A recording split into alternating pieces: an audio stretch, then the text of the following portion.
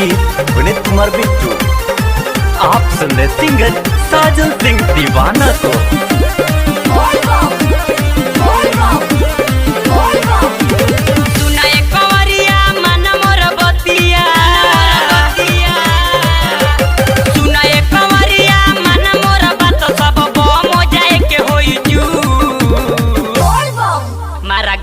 के घुट हो जा रहा के चिलम सू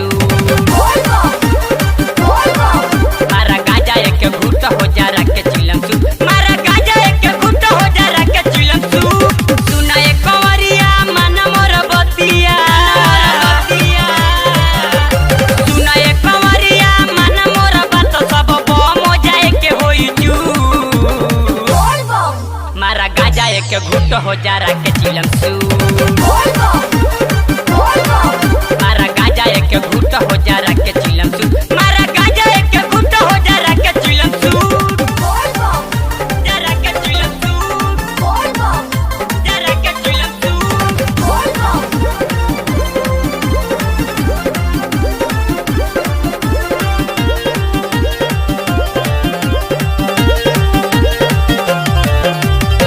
चलत थकल बारो हम धला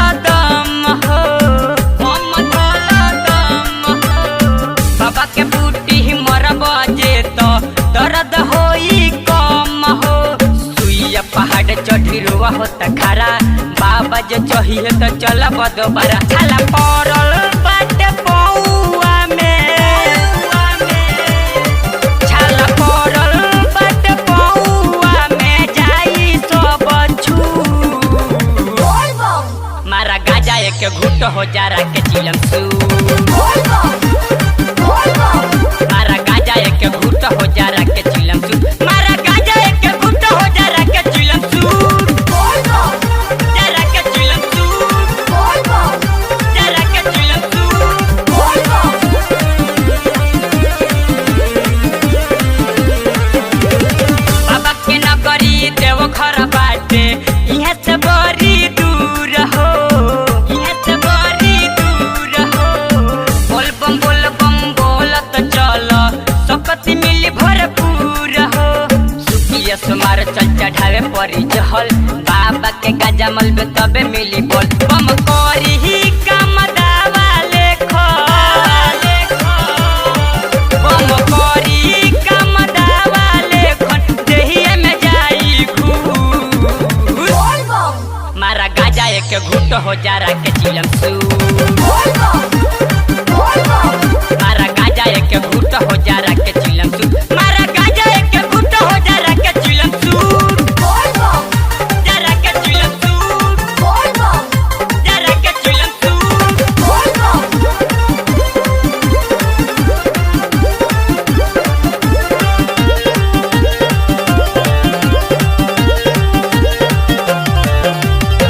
हमहू के सजीत सेवका करे कंवरिया के काम हो करे कंवरिया के काम हो सजन सीन दीवाना के बाटे सकरो नु नाम हो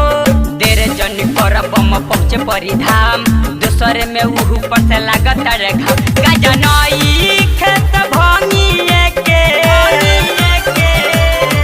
गाजा नई खेत भंगिए के लो सबे